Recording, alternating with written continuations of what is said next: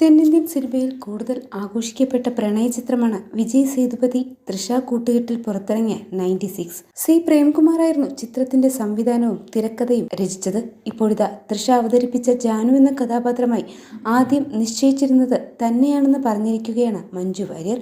എന്നാൽ ചില കാരണങ്ങൾ കൊണ്ട് അത് തന്റെ അടുത്ത് എത്തിയില്ല എന്നും മഞ്ജു വാര്യർ പറയുന്നു. കൂടാതെ വെട്രിമാരൻ സംവിധാനം ചെയ്യുന്ന വിടുതലൈ പാർട്ട് 2-വിൽ തനിക്ക് വിജയ് സേതുപതിയോടൊപ്പം അഭിനയിക്കാൻ അവസരം ലഭിച്ചപ്പോൾ പ്രേംകുമാറിന് താൻ മെസ്സേജ് അയച്ചിരുന്നുവെന്നും മഞ്ജു വാര്യർ പറയുന്നു. 96-ന് വേണ്ടിയുള്ള കോൾ എൻ്റെ അടുത്ത് എത്തിയിട്ടില്ല. അവൾ വിളിക്കാൻ ശ്രമിച്ചിരുന്നു. ആ അന്വേഷണം എൻ്റെ അടുത്ത് എത്തുന്നതിന് മുൻപേ വേറെ വഴിക്ക് പോയി. വിജയ് സേതുപതി സാർ പറഞ്ഞപ്പോഴാണ് ഞാൻ ഈ കാര്യം അറിയുന്നത്. കുറച്ചു മുൻപ് ഒരു അവാർഡ് ഫംഗ്ഷനിൽ വെച്ചാണ് അദ്ദേഹം എന്നോട് കാര്യം പറയുന്നത്. ആ കഥാപാത്രത്തിലേക്ക് എന്നെ അന്വേഷിച്ചിരുന്നുവെന്ന് സാർ പറഞ്ഞു.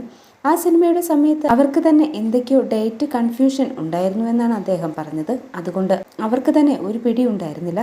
അതിൻ്റെ ഇടയിൽ എന്നെ ബുദ്ധിമുട്ടിക്കണ്ട എന്ന് കരുതി അവർ പാതി വഴിയിൽ ആ ശ്രമം ഉപേക്ഷിക്കുകയായിരുന്നു. അങ്ങനെ പിന്നീട് അവർ തൃശയിലെത്തി. ഞാൻ വിടുതലൈ സിനിമയിൽ ജോയിൻ ചെയ്യാൻ പോയപ്പോൾ പ്രേമിന് മെസ്സേജ് അയച്ചിരുന്നു. നിങ്ങൾ എന്നെ വിജയ് സേതുപതിയുടെ കൂടെ വർക്ക് ചെയ്യാൻ സമ്മതിച്ചില്ല. പക്ഷേ ഞാൻ ഇപ്പോൾ ഇദ്ദേഹത്തിൻ്റെ കൂടെ അഭിനയിക്കാൻ പോകുകയാണ് എന്ന് പറഞ്ഞു.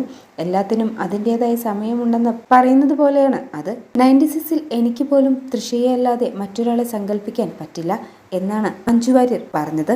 അതേസമയം എഡിറ്റർ സൈജു ശ്രീധരൻ സംവിധാനം ചെയ്യുന്ന ആദ്യ ചിത്രം ഫൂട്ടേജാണ് മഞ്ജു വാര്യരുടെ അടുത്ത ചിത്രം.